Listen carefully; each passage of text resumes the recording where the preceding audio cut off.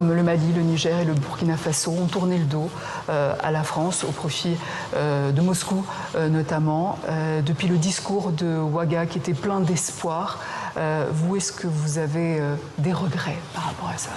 Des regrets, moi j'en ai beaucoup pour la jeunesse de ces pays, je vous le dis, parce que c'est une jeunesse à laquelle je suis éminemment attaché. Je ne dis pas ça parce que vous êtes là, mais parce que, là encore, on a des millions de Maliennes, de Maliens, de Burkinabés, de Nigériens qui arrivent en France, de familles partagées, parce qu'on a tellement fait avec ce pays.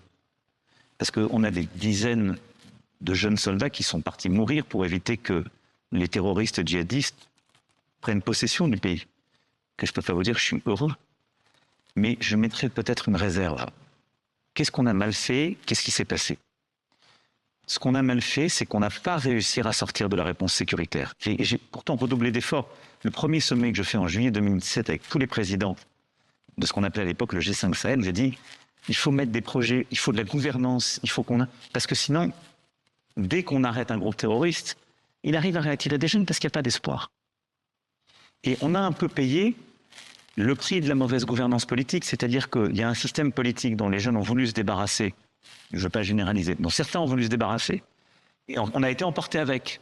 Mais on n'était pas là par connivence, on était là parce que ces responsables politiques élus par leur peuple nous avaient demandé de les protéger. Et la CEDEAO nous avait demandé de la protéger face au terrorisme djihadiste. Et on a fait ce qu'on devait faire. Et il y aurait sans doute pas, à coup sûr, le Mali ne serait plus un État unique si on n'était pas intervenu en 2013. Et je le dis d'autant plus aisément que je n'ai pas eu à porter ce choix, il a été fait par mon prédécesseur. Mais on est resté trop longtemps dans une posture de soutien sans que ça bouge sur les projets, justement, et sur la rénovation démocratique. Ensuite, qu'est-ce qui s'est passé? Des fautes. Est-ce que ça représente le peuple, un putsch? Ben non, parce que c'est pas une élection. Et donc je dirais, en bon français, the jury is still out. Parce que la jeunesse, elle s'est pas exprimée, elle n'a pas voté.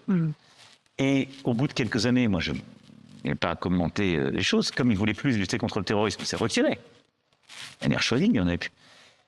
Mais je constate qu'aucun d'entre eux, contrairement à ce qui s'est passé au Gabon, n'est pressé de faire des élections libres.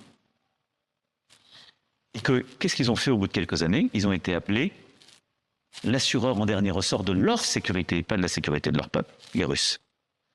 Qu'est-ce qu'elles font, ces milices russes? Parce que ce sont des milices privées et publiques. Elles mettent la main sur les ressources et elles protègent les putschistes. Mais elles ne se battent pas contre le terrorisme et elles ne protègent pas les gens.